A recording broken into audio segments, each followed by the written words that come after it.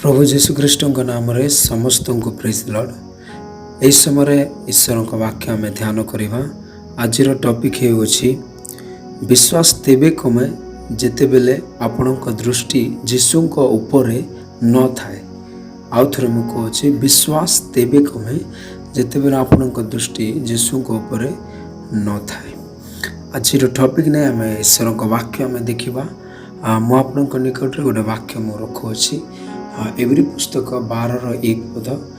अतएव एडे बृहत मेघतुल्य साक्षी मान द्वारा बेष्टित हेबार आस आम माने प्रत्येक भार और सहजर बेष्टनकारी पाप परित्याग करी विश्वासर नेता और सिद्धिदाता जीशु को लक्ष्य करी धैर्य सहकारे आम मान गंतव्य पथरे धावमान हो। बाइबल यही प्रकार कहे कि ए जगार लिखा अच्छी विश्वास नेता सिद्धिदाता जीशु को लक्ष्य करी तो माने धैर्य सहकारे आम मान गंतव्य पथरे धावमान हो।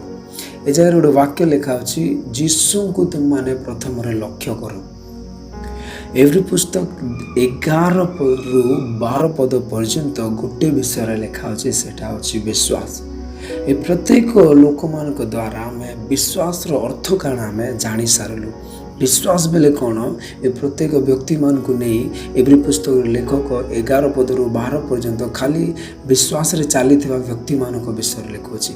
12 पदर लिखुच्छी आम सबू साक्षी मान द्वारा आम विश्वास अर्थ आम जापारू। किंतु आउ गोटे विषय से लिखुच्छी तुम्हें माने जीशु को लक्ष्य कर, जीशु को ऊपर तुम दृष्टि था। इंग्लिश पदर आम इंग्लिश बाइबल आम देखा।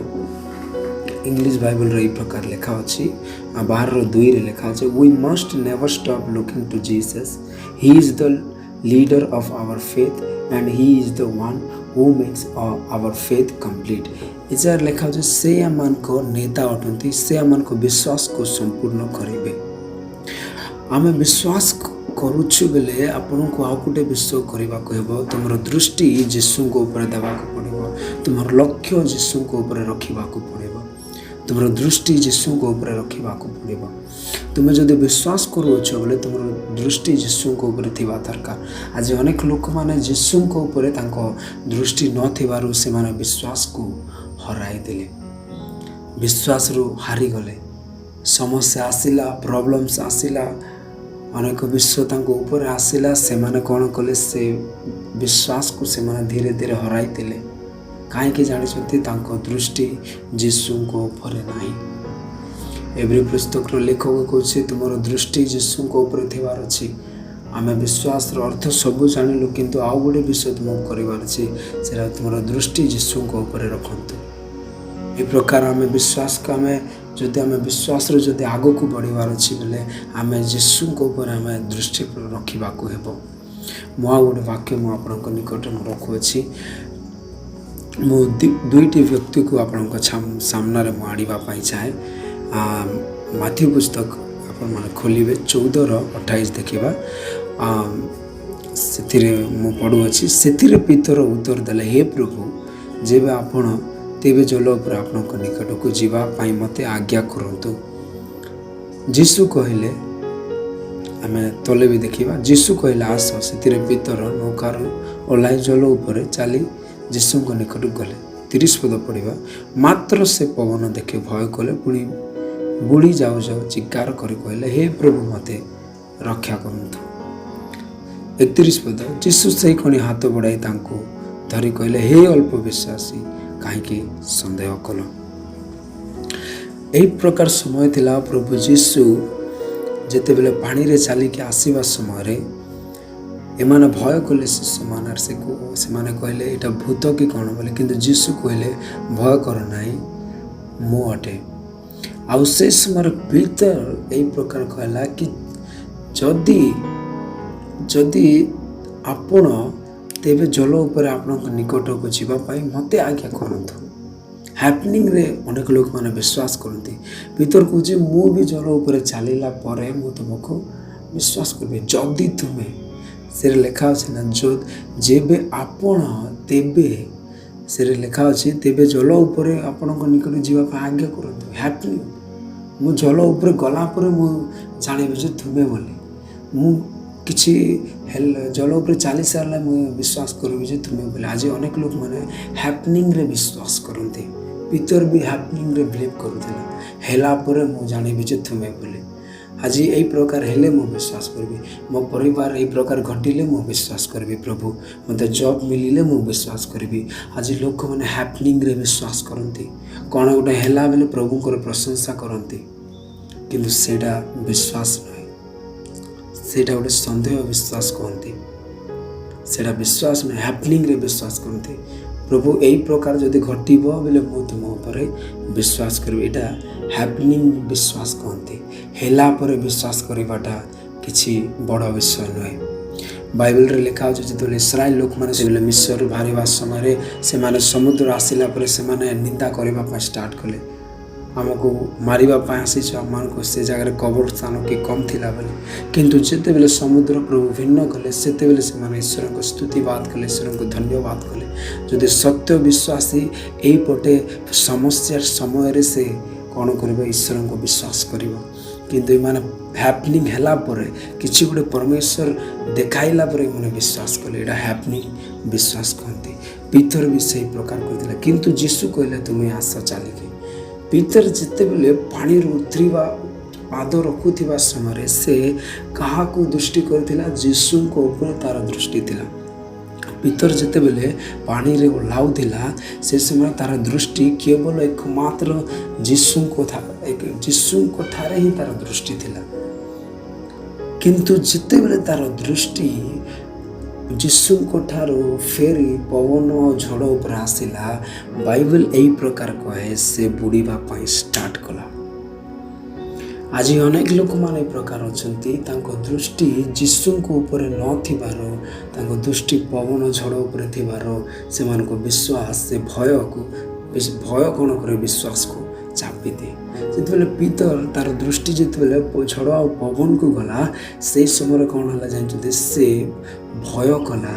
ଆଉ ଝଡ଼ ପବନ ଭୟ ସବୁ ତାର ଯେତେ ବିଶ୍ୱାସ ତାର ଭିତରେ ଥିଲା ସବୁ ଚାପିଦେଲା ଆଉ ସେ ବୁଡ଼ିବା ପାଇଁ ଷ୍ଟାର୍ଟ ହେଲା।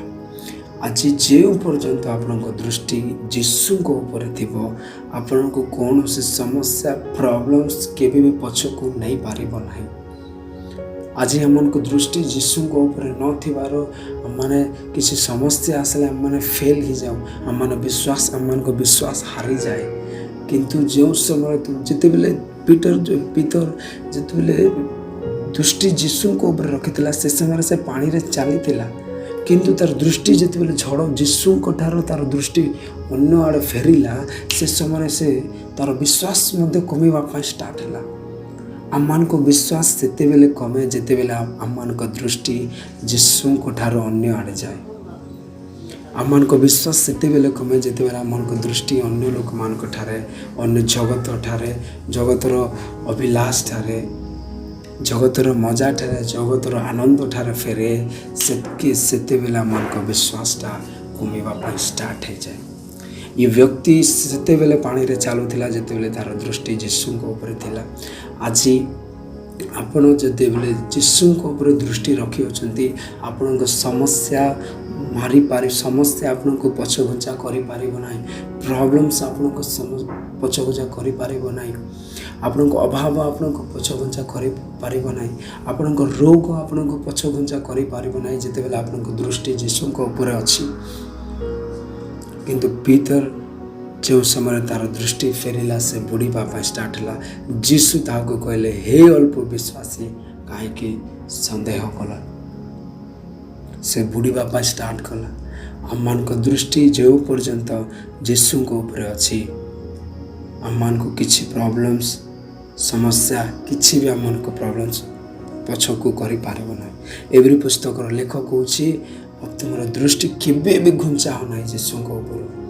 ସତ୍ୟରେ ଆମେ ଈଶ୍ୱରଙ୍କୁ ବିଶ୍ୱାସ କରୁ, କିନ୍ତୁ ବିଶ୍ୱାସ କରିବା ସକାଶେ ଆଉ ଗୋଟେ ବିଷୟ ତୁମମାନଙ୍କୁ କରିବା ଦରକାର। ସେଇଟା ହେଉଛି ତୁମମାନଙ୍କ ଦୃଷ୍ଟି ଯୀଶୁଙ୍କ ଉପରେ ରଖିବା ଦରକାର। ତେବେ ତୁମମାନଙ୍କ ବିଶ୍ୱାସ ଷ୍ଟ୍ରଙ୍ଗ ହେବ। ତୁମମାନଙ୍କ ବିଶ୍ୱାସ ଆଉ ଅଧିକ ବଢ଼ିବ ଯେତେବେଳେ ଯୀଶୁଙ୍କ ଉପରେ ଥିବ। ପିତର କ'ଣ କଲା? ସେ ଯେତେବେଳେ ସେ ତାର ଦୃଷ୍ଟିଟା ଝଡ଼ ପବନରେ ଗଲା, ସେତେବେଳେ ତାକୁ କ'ଣ କଲା? ସବୁ ଯେ ତାର ତାଙ୍କ ଭିତରେ ଯେତେ ବିଶ୍ୱାସ ଥିଲା ସବୁ କାଣ କଲା ଭୟରେ ପରିଣତ ହୋଇ ଭୟରେ ବଦଳି ସବୁ ଧୀରେ ଧୀରେ କମିବା ପାଇଁ ଷ୍ଟାର୍ଟ କଲା। ଆମମାନଙ୍କ ଦୃଷ୍ଟି ଯଦି ଆଜି ଜଗତରେ ଅଛି, ଜଗତର ଅନେକ ବିଷୟରେ ଅଛି ବୋଲେ ମୁଁ କହୁଛି ଆପଣଙ୍କ ବିଶ୍ୱାସ ଧୀରେ ଧୀରେ କମିଯିବ। କିନ୍ତୁ ଯେଉଁ ପର୍ଯ୍ୟନ୍ତ ଆପଣଙ୍କ ଦୃଷ୍ଟି ଯୀଶୁଙ୍କ ଉପରେ ଅଛି ଆପଣଙ୍କ ବିଶ୍ୱାସ କମିବ ନାହିଁ କିନ୍ତୁ ଅଧିକ ବଢ଼ିବ। ହାଲେଲୁୟା। ମୁଁ ଆଉ ଗୋଟେ ବ୍ୟକ୍ତିକୁ ଆପଣଙ୍କ ସାମ୍ନାରେ ମୁଁ ରଖିବା ପାଇଁ ଚାହେଁ। ଗୋଟେ ସ୍ତ୍ରୀ ଥିଲା ବାଇବଲରେ 12 ବର୍ଷ ପର୍ଯ୍ୟନ୍ତ ସେ ପଦର ରୋଗଗ୍ରସ୍ତରେ ସେ ପୀଡ଼ିତ ଥିଲା। ବ୍ଲିଡ଼ିଂ ପ୍ରୋବ୍ଲେମ୍ସ ତାଙ୍କୁ ଥିଲା। କିନ୍ତୁ ସେ ଅନେକ ଜାଗା ଗଲା କିନ୍ତୁ ସେ ଠିକ୍ ହେଇପାରିଲା। ଅନେକ ବୈଦ୍ୟଙ୍କ ଦ୍ୱାରା ବହୁ କ୍ଲେଶ ଭୋଗ ସର୍ବସ୍ତ ସେ ବିକ୍ରୟ କରିଥିଲା କିନ୍ତୁ କିଛି ମାତ୍ର ତାକୁ ଉପକାର ନ ହୋଇ ଆଉ ଅଧିକ ପୀଡ଼ିତ ହୋଇଯାଇଥିଲା ବୋଲି ବାଇବଲ। କିନ୍ତୁ ସେ ଶୁଣିଲା ଯୀଶୁ ଆସୁଅଛନ୍ତି ବୋଲି। ଆଉ ବାଇବଲ ଏହି ପ୍ରକାର କହେ ସେ ଗୋଟେ ବିଷୟ ତାର ମନେ ନେଇଥିଲା କି ମୁଁ ତାର ବସ୍ତ୍ର ଛୁଇଁଲେ ମୁଁ ସୁସ୍ଥ ହେବି। ତାର ମନରେ ସେ ସ୍ତ୍ରୀ ତାର ମନରେ ଗୋଟେ ବିଷୟ ଖାଲି ଭାବିଥିଲା କି ମୁଁ ଯୀଶୁଙ୍କ ବସ୍ତ୍ର ଛୁଇଁଲେ ମୁଁ ସୁସ୍ଥ ହେବି। ଆଜି ଅନେକ ଲୋକମାନେ ଏ ପ୍ରକାର କନଫ୍ୟୁଜନ୍ କରିପାରୁନାହାନ୍ତି। ସେମାନେ ଏ କ'ଣ କହୁଛି ମୁଁ ବସ୍ତ୍ର ଛୁଇଁଲେ ସୁସ୍ଥ ହେଇଯିବି। ତାର ଦୁର୍ବଳ ଥିଲା, ତାର ଗୋଟେ ୱିକନେସ୍ ଥିଲା, ତଥାପି ସେ ମୁଁରେ କନଫ୍ୟୁଜନ୍ କରୁଅଛି କି ମୁଁ ବସ୍ତ୍ର ଛୁଇଁଲେ ସୁସ୍ଥ ହେବି। ଆମେ ଏହିପରି ଲୋକମାନେ ଅଛନ୍ତି ଯିଏକି ନିଜ ଦୁର୍ବଳକୁ ଦେଖନ୍ତି। ମୁଁ ଗୀତ ଗାଇପାରିବି ନାହିଁ, ମୁଁ ୱର୍ସିପ୍ କରିପାରିବି ନାହିଁ, ମୁଁ ବାକ୍ୟ ଦେଇପାରିବି ନାହିଁ, ମୁଁ ପ୍ରାର୍ଥନା କରିପାରିବି ନାହିଁ ବୋଲି ସେମାନଙ୍କୁ ତାଙ୍କ ଦୁର୍ବଳକୁ ସେମାନେ ଦେଖାନ୍ତି। ତାଙ୍କର ୱିକନେସ୍କୁ ସେମାନେ ଦେଖାନ୍ତି। ମୁଁ କରିପାରିବି ନାହିଁ, ଏଇଟା ମୋ ଦ୍ୱାରା ହେବ ନାହିଁ। କିନ୍ତୁ ଏ ସ୍ତ୍ରୀ ତାର ଦୁର୍ବଳକୁ ଦେଖୁନାହିଁ। ତାର ଦୁର୍ବଳ ସେ କିଛି ବିଷୟକୁ ଦେଖି ନାହିଁ କିନ୍ତୁ ପାଖକୁ ଯିବା ସମୟରେ ସେ ଯୀଶୁଙ୍କୁ ଦେଖୁଛି। ବାଇବଲ ଏହି ପ୍ରକାର ଅନେକ ଗହଳି ସେ ଜାଗାରେ ଥିଲା, ଅନେକ ଭିଡ଼ ସେ ଜାଗାରେ ଥିଲା। ଲୋକମାନେ ଯୀଶୁଙ୍କ ଉପରେ ମାଡ଼ି ପଡ଼ୁଥିଲେ କିନ୍ତୁ ଏ ସ୍ତ୍ରୀ ତାର ଦୁର୍ବଳକୁ ନ ଦେଖି ମୁଁ କେମିତି ସେ ଜାଗାରେ ବସିକି ଯୀଶୁଙ୍କ ବସ୍ତ୍ର ଛୁଇଁବି ସେ ବିଷୟ ନ ଦେଖି କେବଳ ଯୀଶୁଙ୍କ ଉପରେ ସେ ଦୃଷ୍ଟି ରଖି ଚାଲୁଥିଲା। ଆଜି ୱିକନେସ୍ ଦେଖାନ୍ତି ଲୋକମାନେ। ଈଶ୍ୱରଙ୍କ ପାଇଁ ଏ ପ୍ରକାର କରିବାର ଅଛି ବୋଲେ ସେମାନେ ମୁଁ କରିପାରିବି ନାହିଁ, ମୁଁ ଏ ପ୍ରକାର ଜାଣିନାହିଁ, ମୁଁ ସେ ପ୍ରକାର ଜାଣିନାହିଁ, ମୋ ଦ୍ୱାରା ହେବ ନାହିଁ ବୋଲି ସେଇମାନେ ତାଙ୍କ ୱିକନେସ୍କୁ ଦେଖାନ୍ତି। କିନ୍ତୁ ସ୍ତ୍ରୀ ତାର ୱିକନେସ୍କୁ ସେ ଦେଖୁନାହିଁ କିନ୍ତୁ ସେ କ'ଣ ଦେଖାଉଛି? ଯୀଶୁଙ୍କୁ ଦେଖାଉଛି। ଅନେକ ଭିଡ଼ ଥିଲା, କି ପ୍ରକାର ମୁଁ ଯାଇ ବସ୍ତ୍ର ଛୁଇଁବି ସେ ବିଷୟକୁ ସେ ଦେଖୁନାହିଁ, କେବଳ ଯୀଶୁକୁ ଦେଖାଉଛି। ଆଜି ଆପଣଙ୍କ ଦୃଷ୍ଟି ଯେତେବେଳେ ଯୀଶୁଙ୍କ ଉପରେ ଥିବ ଆପଣଙ୍କ ନିଜର ଦୁର୍ବଳତା ଆପଣମାନେ ଦେଖିବେ ନାହିଁ, କେବଳ ଯୀଶୁଙ୍କ ଉପରେ ଦେଖିବେ। ତାର ବିଶ୍ୱାସ ଆଉ ଅଧିକ ବଢ଼ିବା ପାଇଁ ଷ୍ଟାର୍ଟ ହେଲା ଯେତେବେଳେ ସେ ଯୀଶୁଙ୍କ ଉପରେ ତାର ଦୃଷ୍ଟି ଥିଲା। ଆଜି ଆପଣଙ୍କ ଦୃଷ୍ଟି ଯଦି ଯୀଶୁଙ୍କ ଉପରେ ଅଛି ଆପଣଙ୍କ ବିଶ୍ୱାସ କମିବ ନାହିଁ, ଆଉ ଅଧିକ ବଢ଼ିବ। ଆପଣଙ୍କୁ କିଏ ରଖିପାରିବେ ନାହିଁ। ଏ ସ୍ତ୍ରୀ କୌଣସି ବିଷୟକୁ ଦେଖିଲା ନାହିଁ, କେବଳ ଯୀଶୁଙ୍କୁ ଦେଖିଲା। ଆଜି ଲୋକମାନେ କ'ଣ ଭୁଲ କରନ୍ତି ଜାଣିଅଛନ୍ତି? ସେମାନେ ଯୀଶୁଙ୍କୁ ଦେଖିବା ଅପେକ୍ଷା ଜଗତର ବିଷୟକୁ ଦେଖନ୍ତି। ଇ ମୋ ପ୍ରତି କ'ଣ କହିଦେଲା, ସେ ମୋତେ ପଛଆଡ଼େ କ'ଣ କହୁଛି, ଏ ମୋ ପ୍ରତି ନିନ୍ଦା କରୁଅଛି, ଏହି ବିଷୟକୁ ଏମାନେ ଦେଖି ଦେଖି ପରସ୍ପର ଏମାନେ ନିନ୍ଦା କରିବା ପାଇଁ ଷ୍ଟାର୍ଟ କରିଦିଅନ୍ତି। କିନ୍ତୁ ମୁଁ ଆପଣଙ୍କୁ କହୁଛି ଆପଣଙ୍କ ଦୃଷ୍ଟି ଯୀଶୁଙ୍କ ଉପରେ ଥିବା ଦରକାର। ଏ ସ୍ତ୍ରୀ ଯେତେବେଳେ ସେ ଜାଗାରେ ଉପସ୍ଥିତ ହେଲା ପ୍ରଥମରେ ସେ ଯୀଶୁଙ୍କୁ ଦେଖିଲା। ସେ ଗୋଟେ ବିଷୟ ଭାବିକି ଆସିଥିଲା ମୁଁ ବସ୍ତ୍ର ଛୁଇଁଲେ ମୁଁ ସୁସ୍ଥ ହେଇଯିବି ବୋଲି। ଆଉ ଯୀଶୁଙ୍କୁ ଖାଲି ଦେଖିକି ଗଲା। ଆଉ ସେ କୌଣସି ବିଷୟକୁ ସେ ଦେଖିଲା, ନା ଲୋକମାନଙ୍କୁ ଦେଖିଲା, ନା ତାର ଦୁର୍ବଳକୁ ଦେଖିଲା। ଆଜି ଆମମାନେ କ'ଣ ଭୁଲ କରୁ ମୁଁ ଆପଣଙ୍କୁ କହୁଛି। ଆମମାନେ ପ୍ରଥମରେ ଆମମାନେ ଜଗତକୁ ଦେଖୁ, ଲୋକମାନେ କ'ଣ ଭାବିବେ ସେ ବିଷୟକୁ ଆମେ ଦେଖୁ, ଆଉ ଆମମାନେ ନିଜର ଦୁର୍ବଳତାକୁ ଦେଖୁ। କିନ୍ତୁ ଏହି ସ୍ତ୍ରୀ ବିଷୟରେ ସ୍ତ୍ରୀରୁ ଆମକୁ ଶିଖିବା ଦରକାର। ଏ ସ୍ତ୍ରୀ ତାର ନିଜର ଦୁର୍ବଳକୁ ଦେଖୁନାହିଁ, ଲୋକମାନଙ୍କୁ ସେ ଦେଖୁନାହିଁ, କିନ୍ତୁ ଯୀଶୁ ଖ୍ରୀଷ୍ଟଙ୍କୁ ସେ ଦେଖୁଅଛି। ଆଉ ବାଇବଲ ଏହି ପ୍ରକାର କହେ ସେ ସ୍ତ୍ରୀ ଯାଇକି ଯୀଶୁଙ୍କ ବସ୍ତ୍ରକୁ ଛୁଇଁଲା ଆଉ ସେ ସେହି କ'ଣ ଶୀଘ୍ର ସୁସ୍ଥ ହୋଇଗଲା। ସେ ଅନୁଭବ କଲା କି ମୁଁ ମୋର ବ୍ଲିଡ଼ିଂ ପ୍ରୋବ୍ଲେମରୁ ମୋର ରୋଗରୁ ମୁଁ ସୁସ୍ଥ ହୋଇଗଲି। ଆଉ ଯୀଶୁ ଜାଣିପାରିଲେ ଗୋଟେ ବ୍ୟକ୍ତି କିଏ ଗୋଟେ ମୋତେ ଛୁଇଁଅଛି। ଅନେକ ଲୋକମାନେ ଯୀଶୁଙ୍କ ଉପରେ ମାଡ଼ି ପଡ଼ୁଥିଲେ କିନ୍ତୁ ଯୀଶୁ ସେ ତାଙ୍କର ଶକ୍ତି ଯିବାର ଅନୁଭବ କରିନାହାନ୍ତି। କିନ୍ତୁ ଯେଉଁ ସମୟରେ ସ୍ତ୍ରୀ ଯେତେବେଳେ ଛୁଇଁଲା ଯୀଶୁଙ୍କୁ ଅନୁଭବ ହେଲା କି ଗୋଟେ किए गोटे मते छुई अछि। आ यीशु से स्त्री को कहले तोर विश्वास तते एहीपरि कहले झियो तोर विश्वास तते सुस्थ करुछि। हालेलुया। आज अनेक थर आपणक विश्वास तेबे कमे जिते बेले आपण माने यीशु को ऊपर दृष्टि हटाए अन्य जगत विषय प्रॉब्लम साड़े तुम दृष्टि दियंती। आपणक विश्वास रे जदि बढ़ावा चाहती बेले प्रथम आपण को यीशु को ऊपर दृष्टि रखा पड़ेगा। एवरी पुस्तक लेखक कहूँ यीशु को देखा बंद करंतु नहीं, से आम विश्वास को संपूर्ण करेंगे। से आम विश्वास को संपूर्ण करेंगे। विश्वास आपण को दृष्टि थी दरकार। आज आम मैंने कौन पाई आम विश्वास को हराओ, मेन रीजन यहाँ कि आम दृष्टि यीशु ऊपर नहीं। यहाँ हूँ मेन रीजन। आज अनेक लोक मान देखो जो मैंने बढ़िया विश्वास रे थिले, स्ट्रॉन्ग फेथ रे थिले, किंतु प्रॉब्लम समस्या अभाव ताड़ना आसिला संगे संगे से दृढ़ विश्वास को मध्य हराई देले। मो सत्य कहूँ आपण दृष्टि जो यीशु को ऊपर न थिले आपण माने निश्चय विश्वास कराइबे।